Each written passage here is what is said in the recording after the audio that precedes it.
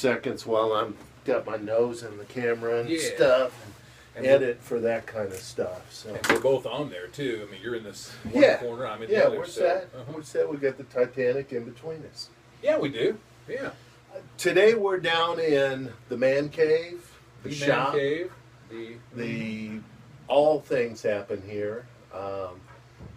Little bit of tool work, keep the house up. A little bit of metal detecting equipment. Some old dive artifacts from treasure dives we might get into a little bit later. But this is Randy Barnhouse. He was a school teacher for how many years? I did 15 years at the alt school and 10 years teaching part-time doing different subjects, PE, swimming, training lifeguards, et cetera, et cetera. But I retired after about 25 years total. And I think the unique thing about you was your public school teaching career was all at the alternative school. Yes, it was. It was all with at-risk kids. Most of the teachers that I've known, I've interviewed, talked to, read lots of research documentation, because this is my research area on alternative ed. They would come and go, or they would come in for a few years and then leave, or they would end careers there. But you did your whole career at the Alternative Education Center. Yeah, the pure So- classroom part of my career. You got that right. Pure classroom part. Now, granted, I did teach, a couple of years I did teach some PE at the alternative school also, but that was just a couple of years. Yeah. And at the same time, I was teaching 3 other classes with academic instruction. What brought you to that program to begin with? I saw that program. It's funny.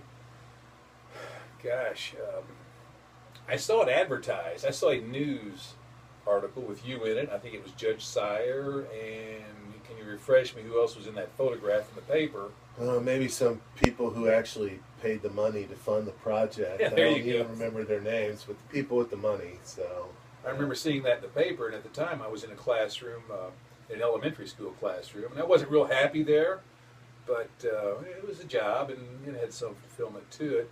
But I saw that news article about the alternative school opening, and my first response was, these kids need to behave in school. Look at this tax money going and all that for a special school. They need to be disciplined and either thrown out of school. And that was my attitude when I first read about the alt school.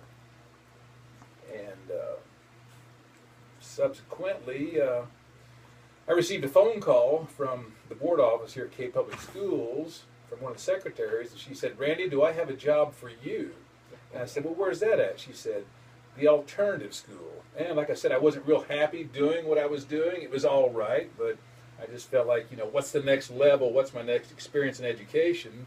And this was about a month into your first year of instruction at the alternative school. And I said, well, let me think about it, and I'll get back to you. What would I be teaching? And she said, history and consumer education, and maybe some PE, and government classes. And so they kind of got my interest there because I do like history, and I like to teach history and talk about it and try to make it come alive some. And so I just rolled the dice and said, well, when do I interview? And I interviewed the next day, and before I knew it, I had to report to the Salvation Army, where you first started the school, where we had 3 teachers and a cabinet full of books and a collection of alternative students that were presented to us, and we were pretty much told, do your best with them and use whatever programs or methods or devices to get through to these kids, because it hasn't worked for them before in their traditional school setting. So if that answers your question, that's that was the beginning of how I got involved. 2 computers on wheels. Exactly. We had to stick in a closet at the end of the day to keep them from walking off. That's right. That's right. Tell us a little bit about the students. What did you find there when you started the alternative school? Who were the kids? Do you know their families? Do you know anything about them?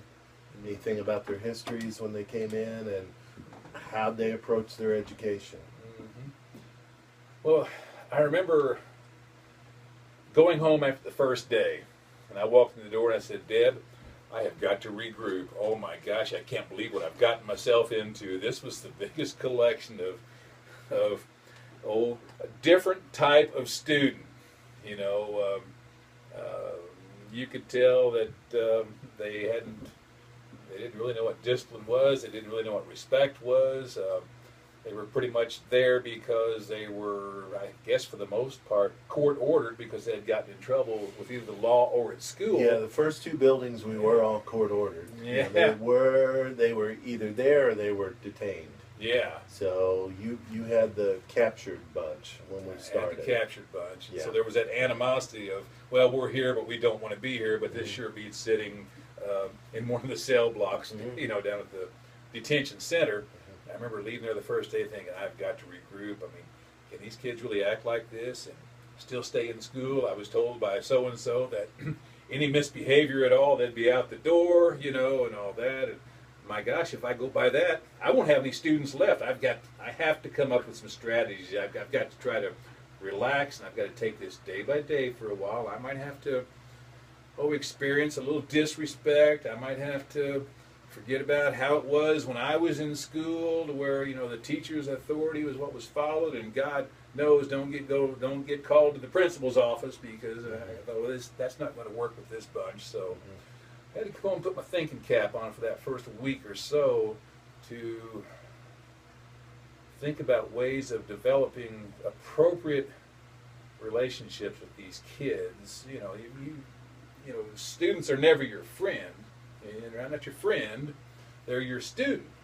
But I've always found out in past life and with other students too that if you developed a good, sound, appropriate relationship with students, that they're less apt to act up and they're more apt to follow your instructions and respect you because they don't want to disappoint you because you have a good student / teacher relationship, to where it's somewhere between your professional relationship and being a friend, but they're never your friend. You can't do that. It's like I sometimes wonder about some people that are parenting, how they call their kids their best friend and all that, and then that just, I think even sometimes that doesn't float, because friends can expect too much, and there's not that line of, oh, okay, well, I can butt up against a certain line, but I can't cross over that, and but